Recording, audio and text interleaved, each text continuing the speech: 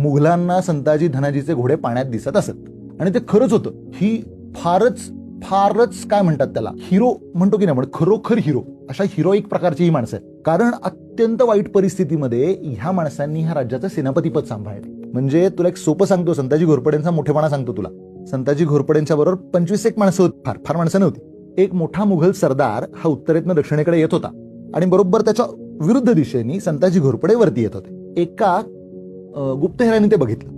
त्यांनी त्या मुघल सरदाराला जाऊन सांगितलं की संताजी घोरपडे या रस्त्याने येत आहेत. तो मुघल सरदार आपल्या 50,000 सैन्यासह वर्तमान आपला रस्ता बदलून गेला. तू नको, दुसरं कोणी चालेल. दुसऱ्या कोणाशी लढतो. मुघलांना म्हणजे औरंगजेबाला शेवटपर्यंत कळेना की हे कुठलं च्यवनप्राश खातात, की रोज म्हणजे आम्ही रोज इतके काहीतरी उद्योग करत असतो आणि रोज हे येतात, एक छापा मारतात, आमचे 150 माणसं मारतात आणि गायब होतात, आम्हाला दिसतच नाही काय होतं ह्यांचं. क्या बात. आणि म्हणून औरंगजेब या मराठ्यांना संपायला आला होता. शेवटी त्याला इथे मरायला लागलं. तो परत जाऊ नाही शकला उत्तरेत. तो उत्तरेत जायला निघालेला असतानाच मेला. त्याला मराठ्यांनी कधी उत्तर दिशा बघूच दिली नाही, परत डायरेक्ट वरचीच दिशा दाखवली त्याला, जी काही होती ती.